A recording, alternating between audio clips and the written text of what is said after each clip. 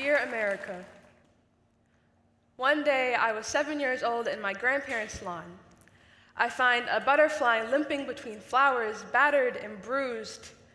So I pick up a leaf from the ground, hold it up, and bring her to my chest like she is the closest thing I've ever loved. I walk soft and slow, bringing her to the inside of our house until my grandmother stops to look at it and says to me, real softly, like she doesn't want it to hear, "I don't think that thing's ever going to be able to fly again."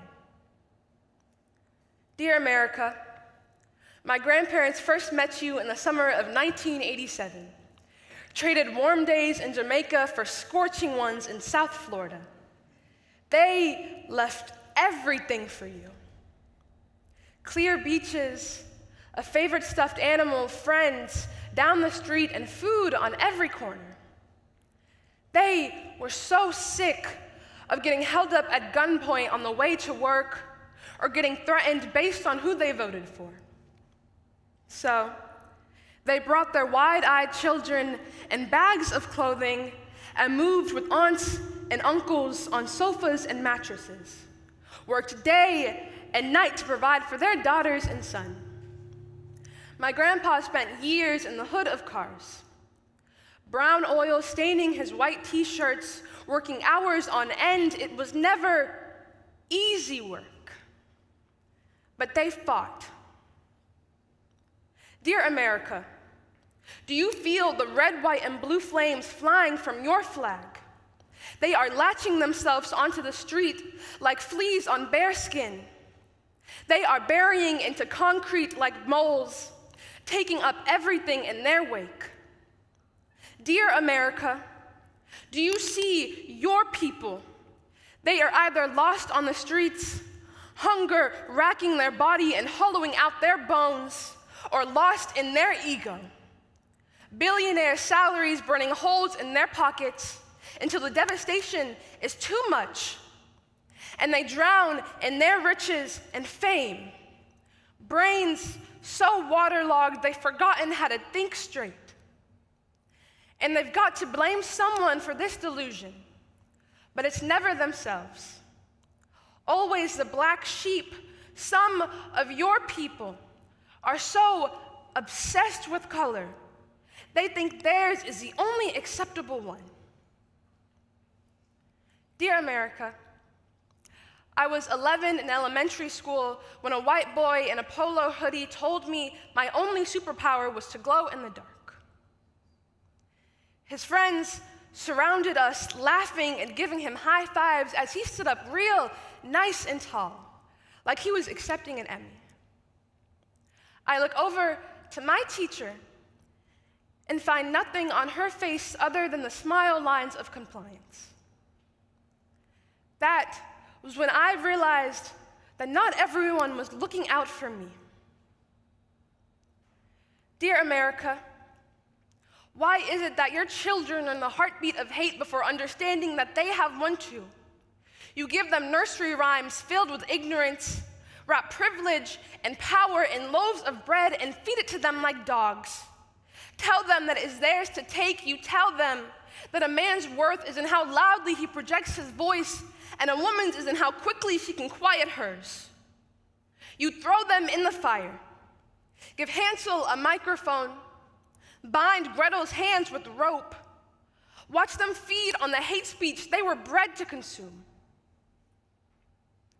Dear America, I was in 3rd grade during the 2016 election, and although I didn't know much about policies and politics, I saw a woman in the center of them.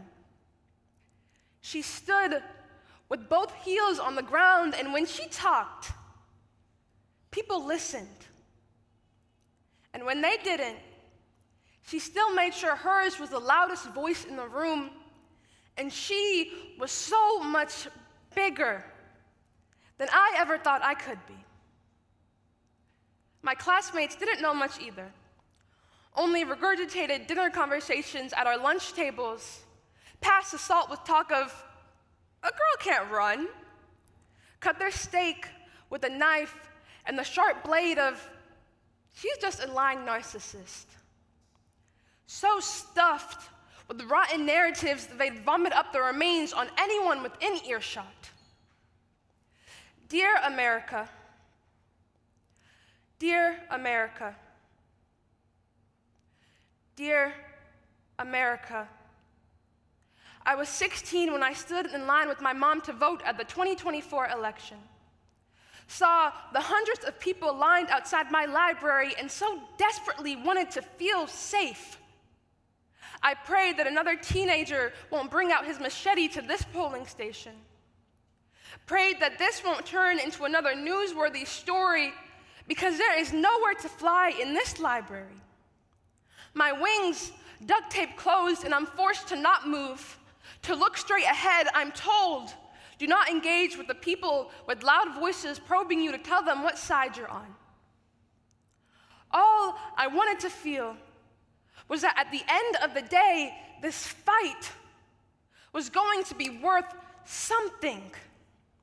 That my grandparents and their parents didn't make it this far to be chewed up and spit out by a country of people that so desperately want to round them like cattle. Dear America, it is because of my grandparents that I know you are still worth fighting for. Despite the fires ravaging your people's flesh, before the smoke clouding our vision, making it so hard to see, we mistake our neighbor for our most dangerous enemy. Dear America, I was 6 years old when I discovered I really loved catching butterflies. So every day, when it was just the right time, I would run to any patch of grass I could find, bend my knees, and try to see if I could get on their level. Ask them how their days were, exchange names and favorite colors beneath the setting sun, which is why, when I found that broken butterfly in my grandparents' lawn, I told her everything was going to be okay. That she looks really, really bad right now, but I would stay with her until she got better. I told her that I think we would be able to fix this. Dear America, you are battered and bruised, and you look really, really bad right now. But I promise to stay with you until it gets better. P.S. When I carried the broken butterfly from my grandparents' lawn in the house and set her on a table, I turned my head and she had flown through the open front door. Which is to say that broken butterflies can fly again. It is only a matter of time before they realize that broken wings are not broken forever.